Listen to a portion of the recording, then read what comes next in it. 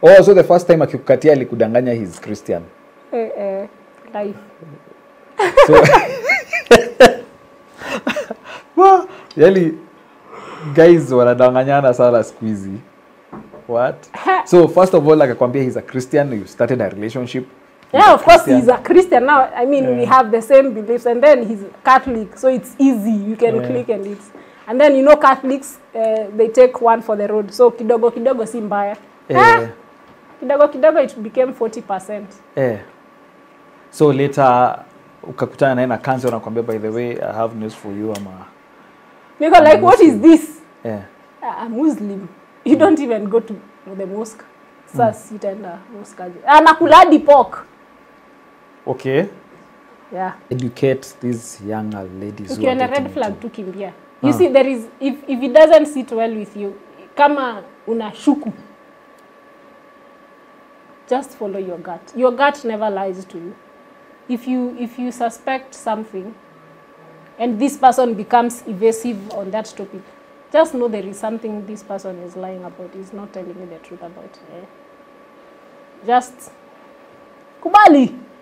Watu ni wengi huku nje, rudi soko.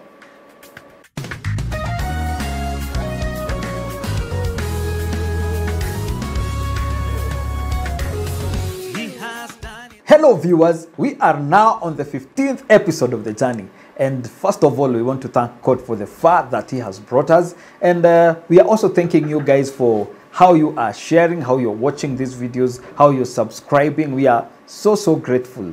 Thank you also for the positive feedback that you're giving us. We are tunasema ni asanti. Today tunashoot this episode place inaitwa Caesar Music Studio, where they do jingles, they do audio and video productions, they do podcasts, they also do voiceovers. Make sure you call them, their number is here below, and I'm sure watakufanyia job poa. So today I'm hosting someone who she has also passed through a lot. This is a lady who is a sign language interpreter. We are talking about mambo za alcoholism and bad company. Let us hear her story. Hello, Claire. Hi, Sam. How are you doing? I'm fine. Introduce yourself, ili watu wajue who you are. My name is Claire Njage. Claire Romba Njage. I am a resident of Embu, kwetu ni Mbere South. I am born in a family of 2 boys and 1 girl. I am the last born. Yes. Yeah. So how was it when you were growing up? T for tough, because my dad was a police officer. He's a retired police officer, and my mom was a nurse. So, and then Mbere, that time it was so dry, but good thing it's now, it built my resilience, and it was good. Its own challenges ilikuwa, but tuko sawa. Umesema T for tough. Why? Because my dad was a police officer. Kuna ilikuwa na wafunga. My dad was tough. My dad was tough. Growing up with a police officer, unajua, that's why most of the times, Monday to Friday probably, or ideally Monday to Friday ako job, or even on weekends. Mostly alikuwa anakuja weekends. Monday to Friday ako job. So, unlearn what he has experienced the whole week, na amekuja kwetu anapata vitu zimefanywa, sijui nimevunja thermos nikasema ni kuku. Kuunlearn what he has experienced from Monday to Friday in a weekend inakuwa ngumu. So una find sometimes ame shout at you uko like, "Hi daddy." But as time goes by, ameenda kuwa softened. Unamwambia sasa hiyo hapana. I remember one time nilivunja thermos nikiosha vyombo. Mama kaniuliza, "What happened?" Kaambia ni kuku. And from that time I learned the aspect of telling the truth. So until today I'm a very honest person. Yes. So mpaka hapa hakuna kitu umetudanganya. Mpaka sasa hakuna kitu nimetudanganya. But it was a good experience growing up in a police officer's home. It has helped my life. I would have been a very bad girl. So tuseme the reason it was that tough ni venye ulikuwa msichana mtukutu. Si kwa mtukutu. At least hata sasa inaweza sema utukutu wangu umeingia saidi nikiwa mzee, but when pale chini mimi si kwa mtukutu. I was a very obedient girl, very good, very humble, very good girl. Honest girl. Until just the other hivi karibuni tunaona hata nywele. Oh. Nice. But it was a good childhood. So ukaendelea sasa, ulienda shule wapi? Nilienda shule Mbere, a school called St. Philip's. That's where I went for my primary school until then I joined Gaya Academy until class 8 in 2007. 2007 nikasema acha niende nikakae na baba yangu. After that ndio nilisema I'll not go to a police huku kwenye naishingi. Kambi. Sitaienda tena. That's when we were having post-election violence. And I remember I used to call my mom. Namwambia, mom, please come pick me from here. Usiku unasikia risasi, during the day unasikia risasi. And then now your dad is going to fight. You're like, oh my God, will my dad come back? I think hapo nilichukia kazi ya askari. I remember hata watu wengine wakiniambia, class hiyo ina familia askari, so you just run, you even have the height. Naambia mimi sipendi kukimbia. And then that's how I found myself. I don't like sipendi kazi ya askari. So after 2007 I didn't go back to stay with my dad, and that was a forgotten story, but it was a good experience. Tulikuwa tunapika na yeye, we were being the only daughter. I am my father's favorite. And then secondary nikaenda Chicago Girls first form 1 sikuwa napenda form 1. Sikuwa napenda that area because it was so dry. It is still dry. And then nikifika it was 3 taps. Walikuwa na 3 taps the whole school. So when there is water shortage, you have to go and fetch water kwa kastream kengine kapo kanaitwa Gatongo. People from that place, they know that place, that kastream. And then kamaliza high school 2011, 11th November. I remember very easily because it was 11. Kamaliza high school nikaenda campus around 2012. Sikuwa nimepata ID. Kaenda 2012 to 2016. I cleared campus in Kimathi, Dedan Kimathi University. Did sustainable tourism and hospitality management. I didn't know what it is all about, and by the end of the 4 years I was able to know what it is about. Na hiyo place your dad alikuwa anafanya job, kwani ilikuwa wapi? Nairobi. That's 2007 alikuwa Shauri Moyo. Oh, okay. Yeah. Huko kulikuwa na vita mbaya. It made me appreciate mtu kama hauna when you lack peace, you will appreciate its presence. When you lack security, you will appreciate security. When you lack love, you will appreciate love. When you lack something, that's when you will only be able to appreciate what you lack. Oh, okay. So ukaendelea sasa growing up and 2016 nikamaliza campus, nikakuja sasa inaitwa Andoine University. Nikasema sasa, that time I was still very young, I didn't know about life. So in school tulifunza French, but I can not express myself in French. So what I did, I said I want to do a foreign language, and I was coming to town almost every other day for driving classes. So nikasema badala ya kwenda home, driving was 2 to 4, badala ya kwenda home at 4, so I can just do another class. So I ended up doing sign language, and then I have an aunt, akona a deaf house help. So anytime we went to her place, we would have difficulty in communicating na yeye. So that's how I developed my passion for sign language. And then I was idle. Nikaifanya tu out of fun, and that's how I have been able to feed myself for a period of 2016 to 2023. Now, as we were talking, there is a point in life that we ulianza ku feel like pressure mingi sana kwa life yako. So you can tell us about that journey and how this you really overcame. happened between around year 2017, between 20. Of course, I have dated. Siku date after. No, I dated in campus. I didn't date after. I dated again. There are some people. Okay, someone I dated sometime, but I know where you're going with this story. First of all, before about your story of dating, kuna that point uli feel like maybe a lot of was expected from you na huku unaweza Kudeliver, yeah. 2016 vile niligraduate, unakumbuka bado sijui tourism ni nini. Watu ndio wanajua what tourism is about, and then where you're from, very many other aspects of tourism have not developed. Ideally ukiambia mtu tourism anafikiria coast, anafikiria national park, anafikiria, but there are other aspects of, maybe you can venture into agriculture, there is medical tourism, agricultural tourism. So my first attachment was in a hotel, and I realized this is not my place. So good thing it was tourism and hospitality. The second attachment nikakuja hapa Embu County. Thank God for the chief officer then, he was called, we used to call him Babu Tim. So that time nikafika kulikuwa na events. We were climbing Mount Kenya. We were trying to find the southeastern entry route to Mount Kenya through ile Irangi. See, I participated because I was in that department. I was so excited. I realized this is what I was called for. Either way, I love walks, and I love nature walks, and I love high adrenaline activities. So it was a good experience. Nikasema, this is what I still would want to come back to. And then there was also Mwea. So we went back to school, and I had a story to tell people about how my journey in Mount Kenya was. Nonetheless, ikafika mahali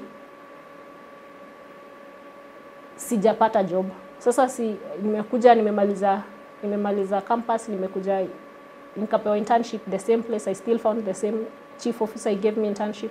So I moved to town, but my dad was helping me with rent because of internship. Sometimes you're not paid, but you get to allowances here, there, you buy yourself food and clothes and you look good. So ikafika mahali nikashindwa, until when will my dad keep on paying my rent? He's also getting tired. I think that time ndio alikuja akaretire. So I can't still be depending on his pension. I need money. Nikakuja nikaibiwa. So you go back to square one. Then mom also at some point got sick. She was hospitalized. We are still depending on this same man. Thank God I was not born a man. We are still depending on this man. So ikafika mahali you also tired. You also feel, sasa nitashinda nikienda kuomba pesa kila wakati. You want to buy airtime. Will I still continue asking for money? Then COVID hit.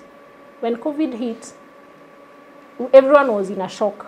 We were all shocked about the next move. Everyone was listening to how many people have died, and then people were also shocked. Sasa sisi kama interpreters, definitely you do not cover your mouth and your nose when you're talking, because the face is the whole expression of sign language. So lazima ungedungwa COVID, na lazima keep safe yourself. So there was a period of uncertainty, haujui what to do, and when even mom wakati mom alitoka hosi, I had to move back home for some period of time, ndio I help her out. Nikapata tena nimeibiwa. I moved again. So this period there was a lot of pressure. There was a lot of pressure of what you want and what the society expects of you, and generally unashindwa what next. So from there I think I resorted to drinking heavily. And outside here you wouldn't know clear drinks. Probably maybe ama tungekuwa tumekutana na some people, haungejua clear drinks, because I was hiding my pain in alcohol. It escalated to hard liquor, kasonga. Good thing, everything has its pros and cons. Nilikuwa na shida ya kifua. Niliona kama singekuwa na shida ya kifua ningevuta bangi. But I just stayed on alcohol. And then mbere kuna miraa, sikutumia miraa. Because that thing is very bitter. Na kunazo zinaitwa velo.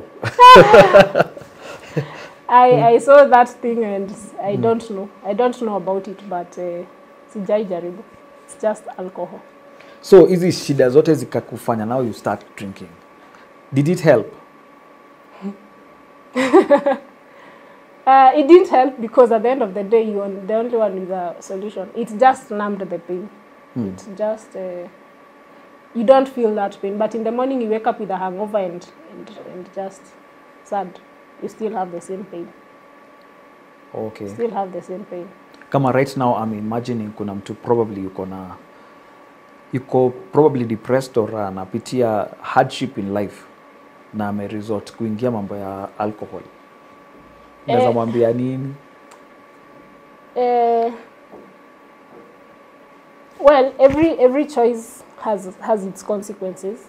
At some point, I feel maybe what I experienced is because of my wrong choices. But drugs is not the solution. At the end of the day, you'll still remain to have the same problem. Utakuwa broke. Mi sikuwa na jinunulia pombe, of course. Utakuwa broke. Now you will be still having the same problem. You will not have achieved anything.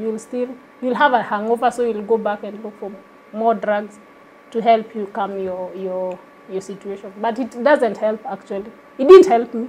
It didn't help me. But here I am. So uko unajinunulia? Hapana. Aje sasa. How? Si thought sasa ulikuwa independent. Sasa niko independent na nalipiwa rent. Okay, I met a guy. I met a guy and interestingly ilikuwa catalyst. Alikuwa catalyst to my drinking. Tulikunywa. Woi, tulikunywa. We were in a relationship, but all of us were individually having different pains. We were not handling our pains as partners do.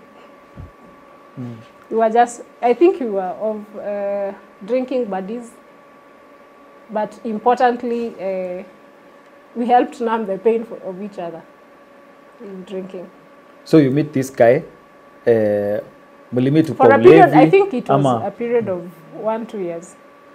Oh, okay. I think we were together for like 2 years. So alikuja approach and mkaanza relationship. Mkiwa kwa ulevi ama we were sober.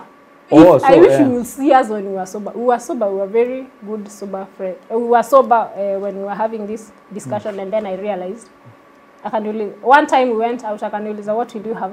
I'm like, okay. So it started slowly by slowly. Started slowly by slowly. It was a Friday. It was in the evening. Yeah, so mka click because you guys were drink buddies.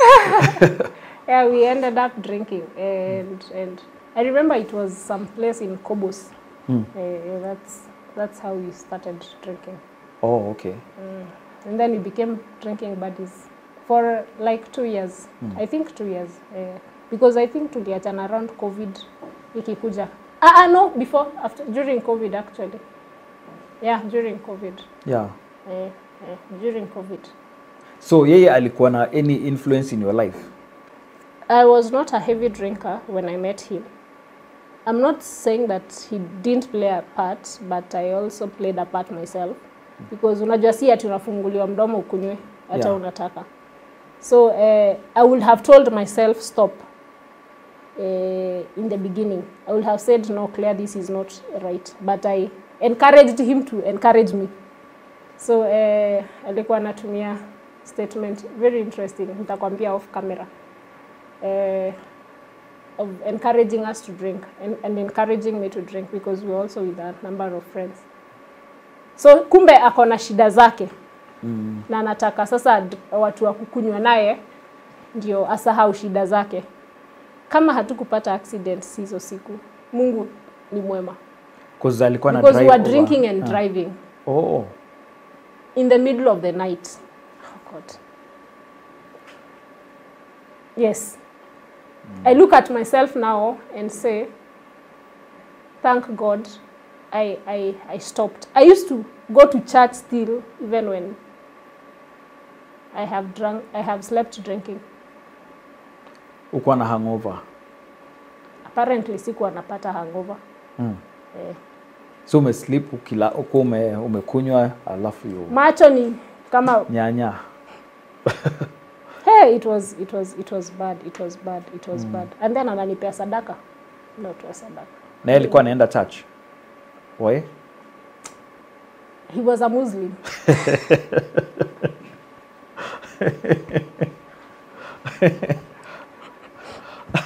So I'm trying to imagine that wewe ulikuwa ulikuwa spiritually unaweza jirate hadi your time spiritually out of 10? Wacha turudi out of 5. Yeah? Out of 5 I think 2.53 that time. Yeah. So ulikuwa poor spiritually or also ulikuwa bado in church? Yeah, I was still in church. You're a church lady. Yes. Yes, because he used even to remind me, umeenda church, umetuombea. Yeah. So, na yeye akienda mosque unamuuliza ama hakuwa anaenda. Ai? Hakuwa anaenda. He was not going. He was sometimes he will tell me he's a Catholic. Sometimes sasa nikakutana na kanzu niko like ai. Aje uko na kanzu. Yeah. He was a Muslim. Oh, so the first time akikukatia alikudanganya he's Christian. Life. So well, yali guys wanadanganyana sana siku hizi. What? So first of all akakwambia he's a Christian, you started a relationship. Yeah, of course he's a Christian now. I mean, we have the same beliefs, and then he's Catholic, so it's easy. You can click and it's. And then you know Catholics, they take one for the road. So kidogo si mbaya. Kidogo it became 40%. So later ukakutana naye na kanzo anakuambia by the way I have news for you ama. Because like what is this? A Muslim. You don't even go to the mosque. Sasa sitaenda mosque. Anakuladi pork. Okay. Yeah. He has 3 children. He has 2 boys and 1 daughter. And the wife he has a wife. Kai. Yeah, he has a wife. Alikuwa amemsave kwa simu yake. So anytime he was around, he was not picking calls. Or even if he picks calls, namwambia unapigiwa. Nasema anaangalia. Naongea ama. So all this time huko unajua this guy is married. It is well. Yeah. It is well. First of all, huko unajua this guy is a Muslim and I don't know what happens with us tukipenda. I think we just tunasema hiyo ni uongo labda ama you just cover it up ama unasema hawezi nidanganya. Mna ignore the red flags. Ignore the red flags. Sasa I even remember one time tulikuwa tumeenda graduation. Yeah, cousin ya best yangu tulikuwa kwa job Riando. I used to be taken by there to school and back. By him?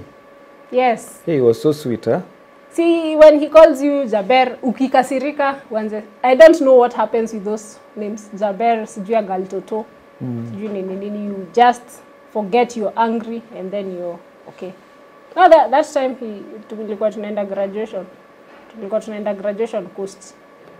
I didn't show up for that graduation. Tulienda kujibamba, alcohol involved. And we came back.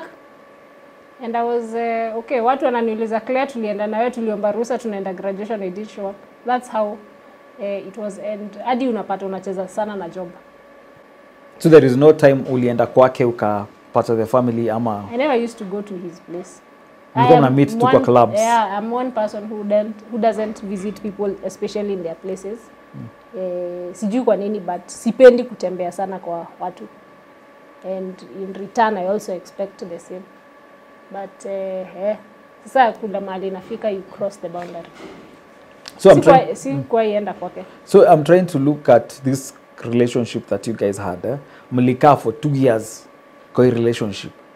Mlikuwa mna meet tu kwa club na kwenda tu out party all the time. mostly unapata ako job mbali. Job yake sasa alikuwa na travel sana. So he was not readily available. So he was not when he gets a chance to show up, he will show up. So mostly tukua tunakutana sana, but maybe in a month we'll meet twice or once. Twice a month? Or once? Or even maybe a month atuonani, anakosa kukua, ako busy, wako so busy with work, and then now there is also a time he gets to be with his family. So kumbe his drinking was because he has a problem with the wife. Oh, alikuwa na marital issues. So the only anakatafuta ka side chick. Sasa wewe hata ujue ni side chick. Sasa unadhani wewe ni main. Yeah. But sasa si ni sawa. So at what point did you know that this guy was married? Sometime later, just before kuna these red flags you see in relationships. Even in that 2 years, tulikuwa nimejaribu to break up for like a number of times, but it doesn't end up, you still get back. Around before COVID, thereabout, kakuja ikaisha. So, and then alikuja akachange. He went for a certain job. He changed. He was not the same. I asked him, hakusema why. He says, I'll tell you. Kuna kucha, hasemi. Usiku, hasemi.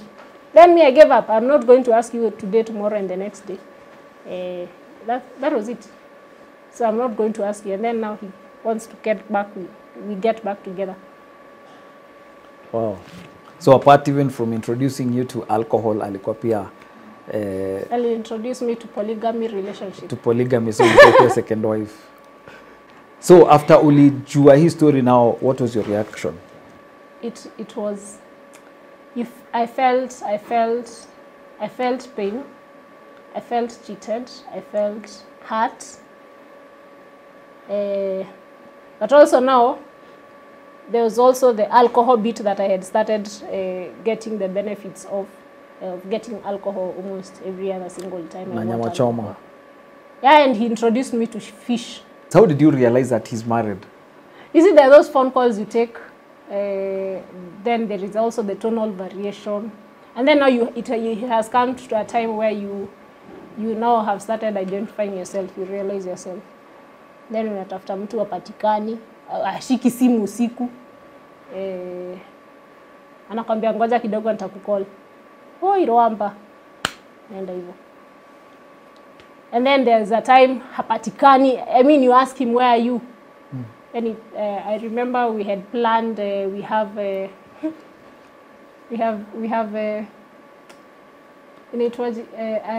weekend getaway. My friend and the boyfriend, and my friend and Claire and her boyfriend, and then also a friend of mine, another friend of mine. Tumejipanga, tumeandika the things, of course, the things we need, everything. We have planned that event. Kama ili happen. Tanita nganga. Haiku happen. Aliniambia by then apeleka familia yangu Coast. That's how it ended. Also at this point alikubali that he's married. I'm taking my family to Coast. Sinichangie pesa ni wapeleke. The audacity.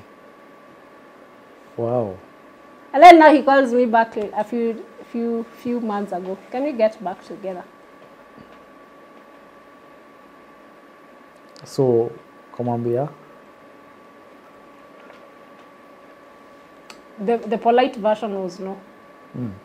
So, kuna hizo red flags uliona. Maybe now you can educate these younger ladies. Ukiona red flag tu kimbia. You see, there is, if it doesn't sit well with you, kama unashuku, just follow your gut. Your gut never lies to you. If you suspect something, and this person becomes evasive on that topic, just know there is something this person is lying about. He's not telling you the truth about. Just kubali. Watu ni wengi huku nje, rudi soko. he also influenced you to drink? Because I'm looking at it that before you met this guy, I was not a heavy drinker. but when you met this guy, you became a heavy drinker. So there are people who are also getting into relationship with men and women. When you were influenced to go even deeper than ile place wako right now.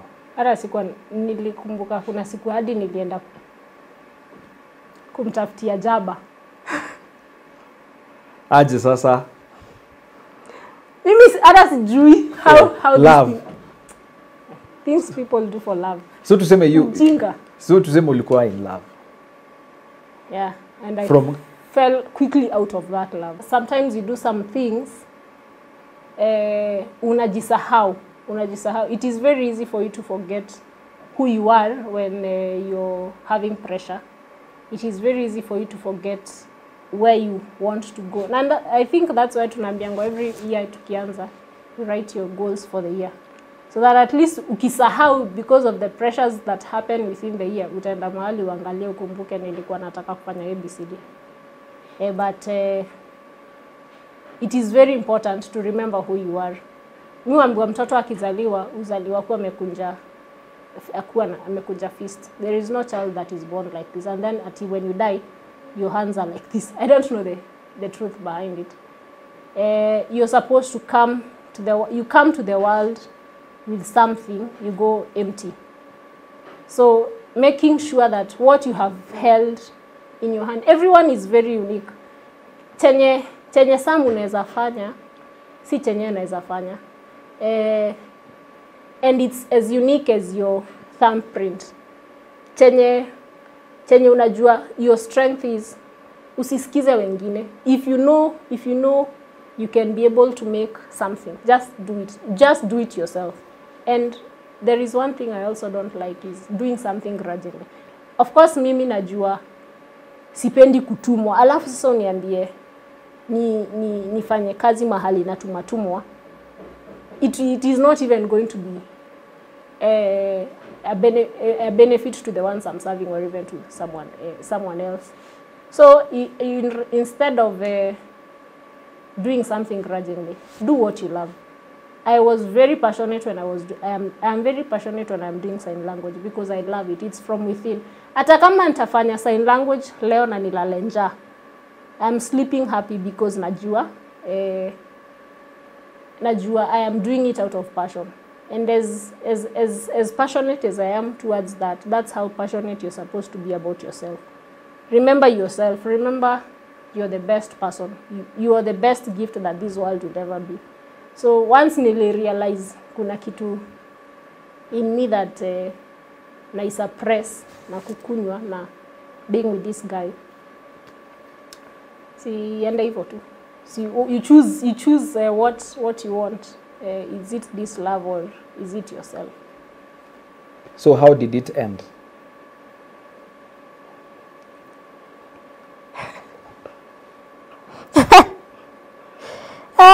It ended with, of course, there was a lot of crying at some point. Who cried? I'm a crying baby. So pia huko kitaka kutoka from this relationship. Of course, it's an attachment. You attached to, ni kama kupe na ng'ombe.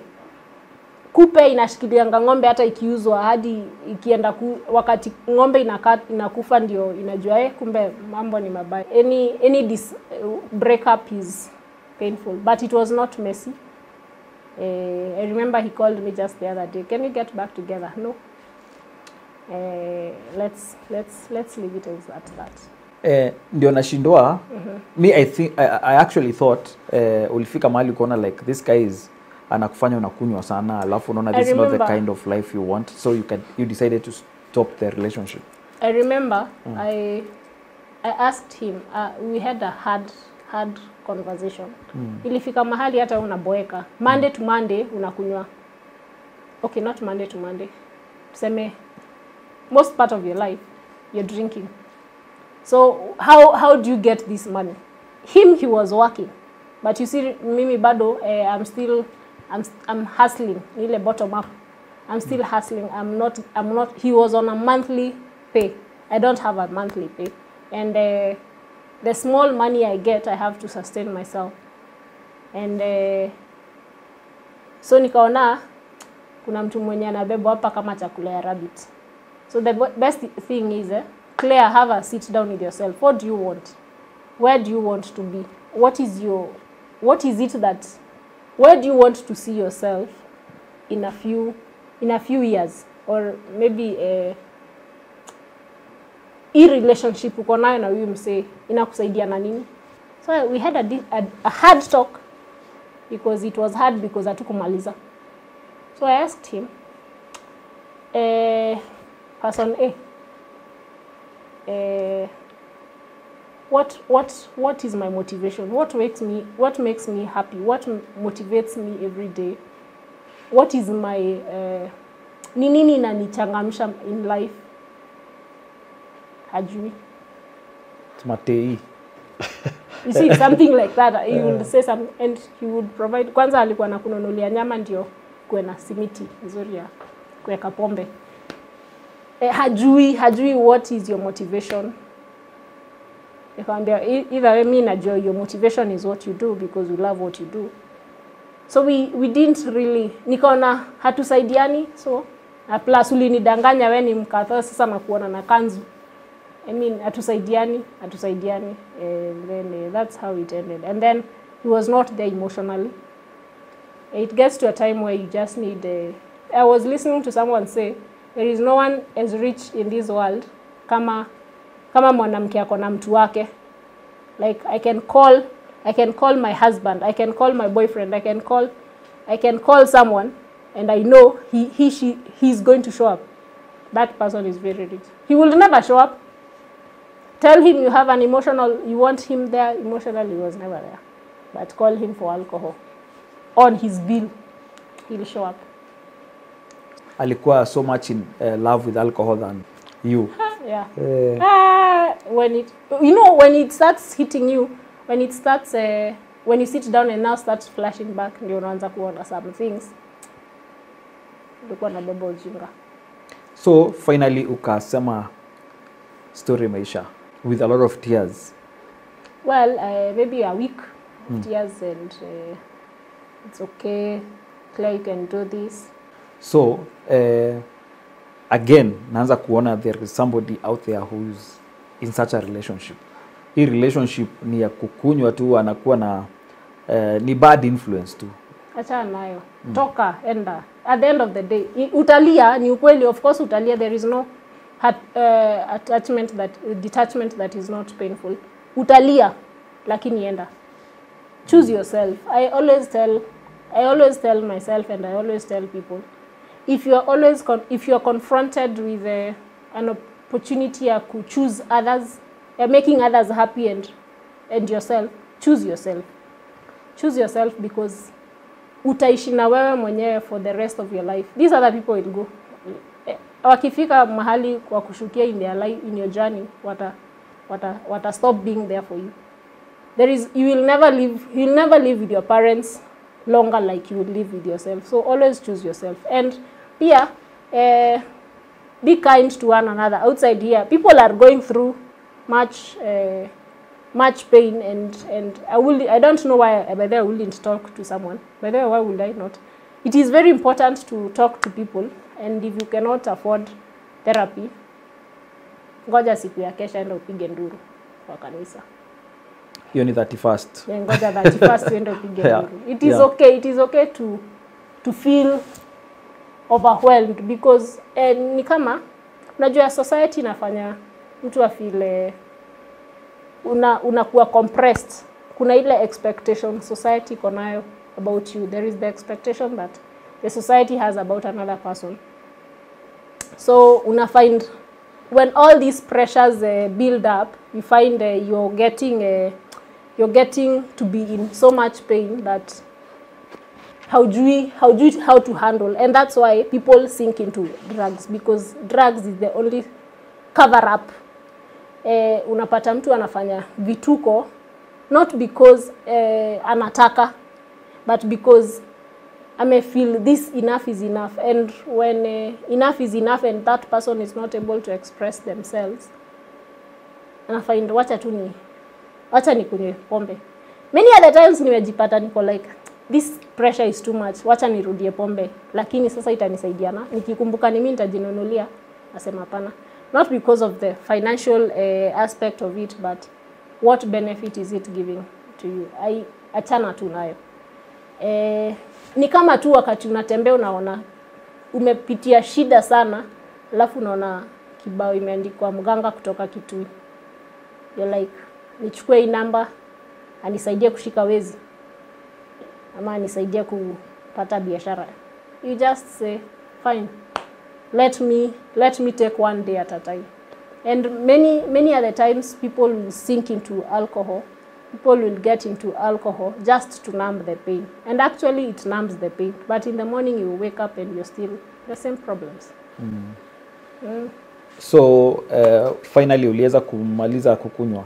Yeah, I don't drink anymore. I don't drink. Actually, I'm comfortable. I'm happy. I'm at a place where I wouldn't trade what I have right now for anything. How many years?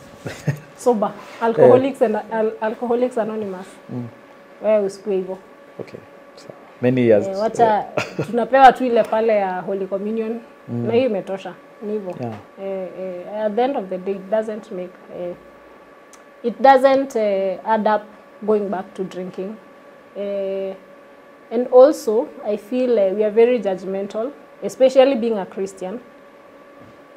You're very judgmental, and we also play a role in making sure people continue sinking into alcoholism and drugs and what we term as wrong things. Because for example, nikuja nikwambia Sam, jana nimelewa. For the lack of a better statement, ogatwika musiwo tuginotana, you become the radio of the community, and you tell people, ile mtu, she's a drunkard. So you continue shaming your brother, you continue shaming your sister, and we are still the same body of Christ. It doesn't make sense. If I sin, and there is no sin that is not sin, even gossiping, even telling lies, even saying you're Catholic and you're Muslim, even when you say even prostitution, all sins are sins. So it is my responsibility as a brother or in Christ, it's my responsibility as a sister in Christ to cover your shame. So you're a youth leader right now. So I believe there are so many young people wenye wameku approach, they are also going through this. Saindi unajua they are very young, so they are trying to test life. Wengine wamepatana na such bad company ya mtu yuko church but anapatana na a guy, ama a guy is in church anapatana na a lady who will start leading her astray. Sijui what you can tell these people, because I believe they'll be watching this interview. Being led astray is very easy, but you also have a role to play in being led astray. So once you realize umefanya makosa, pick yourself up. No one doesn't make mistakes in this life. Everyone makes mistakes. And the fact that you can realize you have made a mistake and pick yourself up is enough for you, and that should be enough for everyone. And if it's not enough for everyone, then let it be enough for you and pick yourself up. Fall 7 times, stand up 8. You see, don't stay where you are. Mesema, from where I came from, Mbere was very hard, but vile nimeona Mbere ikitransform, vile nimeona our home ikitransform, it's cooler than it was several years ago when I was growing up. Is clear indication that you can change, you can it is never late to turn right. Hata kama umeenda mbali aje, it's never late. And let's offer each other a shoulder to lean on and just listen to others. Mimi, I was not a listener. These things I have been able to learn out of experience and out of personal experience. I have become a good listener. I have welcomed people to open their hearts to me. And you open your heart to me, I keep your secret. Your parting shot. Thank you very much for this, and I really hope we can become we can become a society where we embrace one another regardless of their challenges and regardless of how deep you are in the pits. Pick yourself up. Na it doesn't matter umefanya makosa mara ngapi. Hata kama ulilala ukikunywa jana, you show up. Hata kama ulilala umekunywa, umelewa, umefanya dhambi zako, wewe kesi ni wewe na Mungu wako. But at the end of the day, remember, you also have to respect everyone, in as much as you're still enjoying your own money. Respect others. Respect others. Na pia, because I'm wearing this t-shirt, it will be very, very, very not right not to say people to get vaccinated against COVID-19, and not only COVID-19, now that it's not a global emergency, we should get also vaccinated against other diseases. TB iko. The fact that COVID imekuwa declared not a health emergency, si kumaanisha haiko, iko. Get vaccinated against all those diseases. Wacha niseme thank you for coming for the show. At least nimelearn a lot. And I believe that those people who are viewing us pia wamelearn. And at least I'm happy that your liver is intact. Even after all that drinking. And that you're able also to come out of drinking now. Sahi wewe ni a leader who is telling people to stop this kind of behaviors za kunywa, getting in wrong relationships. Wow. Endelea vivyo hivyo. You're a role model to many people. There are people who look up to you. Na wajua nasamanga kwa kama clear. And endelea whatever you're doing. So guys, thank you for watching. That has been Claire Njage. She's a sign language interpreter. And munaweza mfollow, nitaweka nini zake hapa. At least you can follow her. Maybe you want to get an interpreter kwa event yako, you can definitely call her. Thank you for those who are subscribing, who are following us, those who are giving us those positive comments. Tunasema thank you, and God bless you. So have a nice day, and take care of yourselves.